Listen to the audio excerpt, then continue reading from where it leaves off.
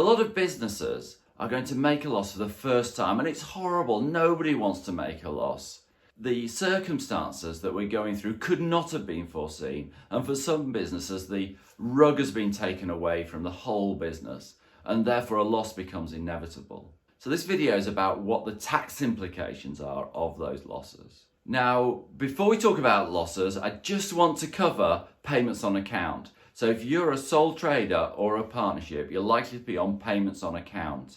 Now, if you have big changes in your profits, then the payments on account can mean that you have money back one time and very large payments the next. So I did a video on payments on account. Now I've produced some playlists on my channel. So if you look at the playlists, and there's a basics of accounting, and hidden in there is the bit on payments on account. So if you have a look that up, if you haven't seen it already, it is important to understand the effect on payments on account.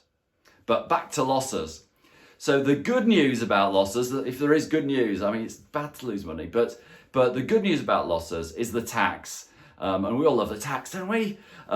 The good news about the tax is that the year that you make loss, obviously you won't pay any taxes, there's no profit.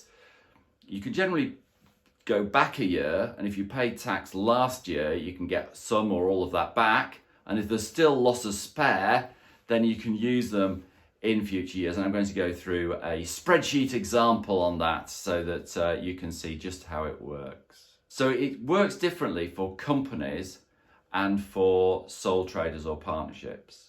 So I'm going to do companies first. So if you have a loss in a company, what you can do is you can use, first of all, you won't pay, if you've got tax loss, you won't pay tax in that year. You can use that loss for last year, and then you can take it forward forever, for absolute forever. If you don't make a profit 20 years, on year 21, you can use it.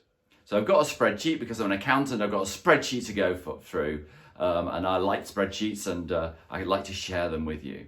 So let's pull up the spreadsheet, and what you've got is a company that made £75,000 in 2019, lost £100,000 in 2020, and then it made £80,000 in 2021. So what would happen naturally without using the losses is that you'd have tax of £14,250 in 2019, nothing in 2020, and £15,200 in 2021.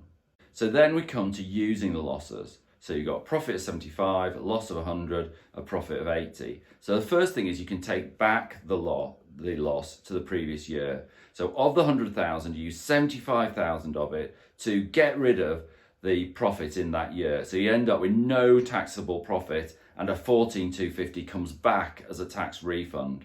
Then since you've used 75 of the 100,000, there's 25,000 left. So you reduce your profit from 80,000 by 25,000 to 55,000 in the following year, and your tax bill gets reduced from 15,200 to 10,450. So you can see that although you have lost money, you can use those losses against the different years, and so that you only pay tax on the net profit that you've made. Now, quite a few people during doing all the shutdown nonsense and all that sort of thing have decided that they don't want to start again. If you simply cease your business, you have what's called a terminal loss, and it does sound terminal, doesn't it? It sounds dreadful, but it is actually the technical term. It's what the revenue call it. They call it a terminal loss. And if you have a terminal loss, because you can't take forward your loss to be used against future years, what they say is you can use it against the profits of the previous 3 years. So as long as you made enough profit in the previous 3 years, you can use those profits and you don't lose your loss. So you can, in theory, claim back all the tax you paid for the last 3 years.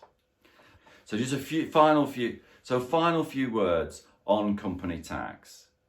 So if you change your year end, it can muck things about a bit. So just speak to us if that's going to happen, because it's a bit weird things can happen.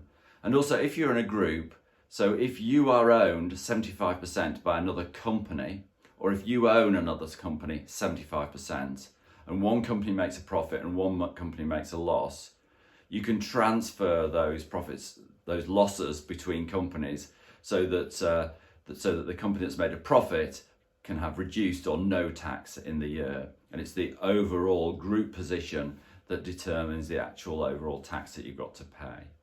Moving on to sole traders or partnerships.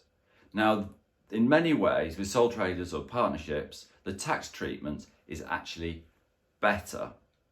So if you're a sole trader, your profit simply goes onto your tax return and it's treated with your other income. And the income that you might have property income, you might have a salary, you might have dividends, you might have interest, you might have all sorts of other income. But really, there are only two things where you can have losses, because you can't have a loss on a salary, an interest or a dividend. The worst that can happen is you don't get them. And that's not a loss, that's just nothing. But you can lose money on a property and you can lose money on a sole trade. So just dealing with property, because that's simpler and actually less favourable, if it's on a property, you can only carry the loss forward against future property profits from the same sort of property portfolio. If it's a trade, then it's much more favourable because you can use the loss. First of all, you can take it forward to any future year against the profits of that trade, so you can take it forward. You can use it against your income, any other income. So if you've got a salary as well as your sole trade, you can use it against your salary and get your PAYE back. You can always go back the previous year, so you can claim back your tax on your salary, your trade, your property, anything for the previous year. If you're in your first 4 years of trade, you can't just go back 1 year, you can go back 3 years, and that can be really advantageous, because what it means is that if you start a trade and you had a high paying salary and you make a loss, you can use that loss and set it against when you were a high paid salary worker and maybe paying high rate tax. So maybe you can get 40% of your loss back, which is really good. And like sole traders and partnerships, just like limited companies, in your last year of your trade, you can use the last 3 years' profits as well. So that's how it works. Thank you for watching. If you're new to the channel, please consider subscribing. You would be really welcome. And please press the like button, because that really helps me. Thank you.